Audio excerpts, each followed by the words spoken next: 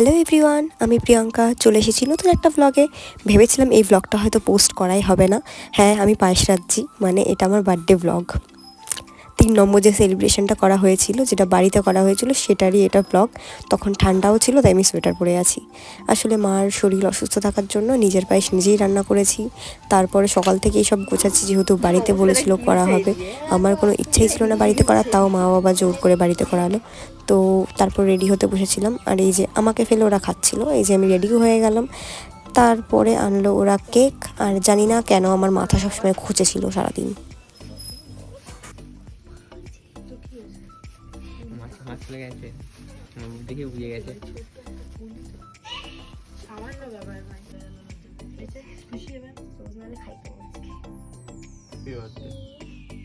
জোরে বলো, শুনতে পাচ্ছি না। Happy birthday. পারবো না, বুঝলে 10 টাকা দিতে হবে।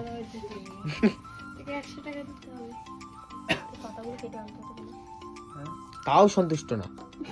পাতাগুলো বেড়ে যাচ্ছে দাদা। আরে নেই, হেলান দিয়েছি তোর গায়ে। তারপরে টাইমটা এসেছিলো যেখানে অনিশ আমাকে বার্থডে গিফট দিত, আর আমি জানতাম বার্থডে গিফটটা কী, তাই নিজেই আর তর্স হয়েছিল না, নিজেই নিজের চেন খুলে ফেললাম। তারপর ওকে বললাম একটু পরিয়ে দিতে।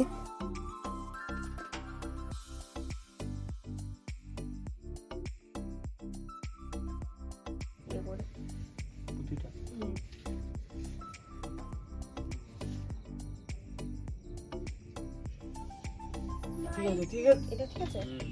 ডিসির সাথে এটা ম্যাচ খেয়েছে। হ্যাঁ, ও জানতো আমি এটা পরবো, ওই জন্য এই কালারটা নিয়ে এসেছে। দোকানদারও জানতো, তার মানে দোকানদারও দেখিয়েছে। আরে না, এইগুলো কি বলতে এগুলো সব কিছু হচ্ছিল, বাট আমি কোথা থেকে আমি জানি না, আমি শান্তি পাচ্ছিলাম না। আমার বার্থডে যে জিনিসটা আমি ফিলই করতে পারছিলাম না। বাড়ির এত কাজ ছিল, আর নিজেকে যেহেতু সবটা ম্যানেজ করতে গেছে, আমি ফিল করার টাইমই পাচ্ছিলাম না যে আমার বার্থডে। ওর জন্য বারবার রেগে যাচ্ছিলাম। কেক না কেটে গিফট করনো থিং, বাহ বাহ। আগে গিফট, তারপরে সব আগে গিফট।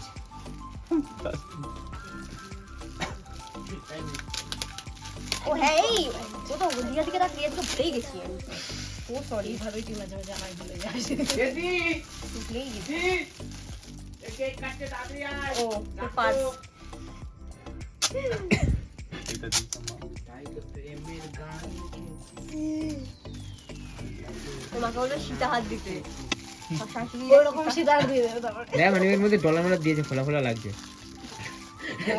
পেপার ঢোকানো এনএফটি করে তোমার মা। হ্যাঁ, ডলার মালা দিয়েছে। খুব ভালো। ছেলে গেলে দেখ কি দিয়েছে। হতে যাবে বল, বাড়িকে বলবে। কেউ দেয় না রে পয়সা করি। জোর করে বেশ পয়সা করি হাতে করে দিয়ে, তুই 200 টাকা দিবি, আমি পার্লার থেকে ছেড়ে দিচ্ছি। সুন্দর করে ছেড়ে দিচ্ছি, রে খোলা আছে এটা। ওই তো ওইটাই টাকা ভাগ। টাকার বান্ডিল এটা। 5 টাকা বান্ডাল। এটা টাকার বান্ডিল। তারপরটা কই? ও এখানে একটা আছে। কি খুঁজছিস? অনিশের বাবার জন্য দুটো টাকার বান্ডিল পাঠিয়েছে ভাই, দেখো। 500 এর বান্ডেল। কলাও কইলে তাহলে হয়ে যাবে 2 কিলো। এটা क्या बोला था मैं? চুইং আছে। ছিল না এরকম? হ্যাঁ। 200 টাকার বান্ডেল। দেখিয়ে দে। এই যে টাকার বান্ডিল। 500 এর বান্ডেল। পুরো একটা তুই নে। বলেছি উপরে। আমি এত আবার খরচা করতে পারবো না। হ্যাঁ, একটু বেশি পড়ে যাচ্ছে। যদি এটা সত্যি 500 টাকা খরচা হবে একদিনে। দেশ লাইট দে। ইয়াদি কই দেখেছিস? দাম তো। এই তোর ক্যামেরার দিকে নজর নেই, ক্যামেরাটাকে কি ভাবে রাখছিস? প্রফেশনাল হতে হবে, যা ধর। ধর না গুলো। এই তো এই টেলাগুলো এইখানে ধর। যদি ফোনটা পড়ে তাহলে হয়েছে ওই সাইডে ধর। এই মুখই আসছে না। তাই তো তুই আমার মুখটা তোল। আমার বাজি খাটাবো, বাজি তুই আমাদের খাটবে দিচ্ছে কপার বক্সটা নিয়ে আসবো। ইয়ে করবি না কিন্তু, ফোন দিবি না কিন্তু। দিলে কিন্তু খবর। না, আমার হাতে তো দুখানা ফোন, আমি দেবো কি করে? ঠিক আছে, ভালো হয়েছে। এই তো ফোনটা ধর তো। বাজি খাটাবো। ফোন দিবি না দয়া করে প্লিজ। আমার আবার না কালকে শ্যাম্পু করতে হবে।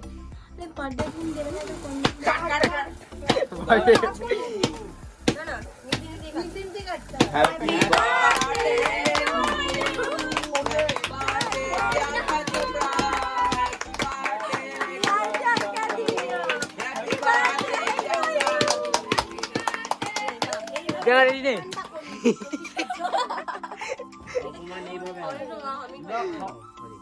কি অপমান! ঠিক আছে।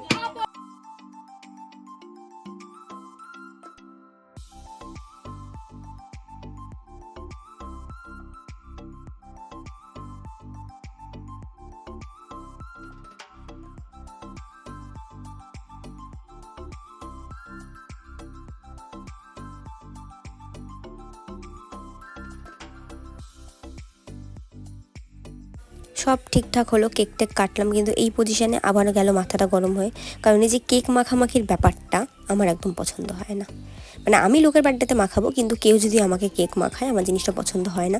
কারণ আমার অল্পতেই বা কেকে ক্রিমে আমার র্যাশ ফ্যাশ বেরিয়ে যায়, এর জন্য আমি পছন্দ করি না জিনিসটা।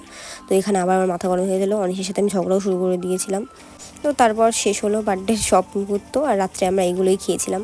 আর ভালো লাগলে লাইক করতে ভুলো না।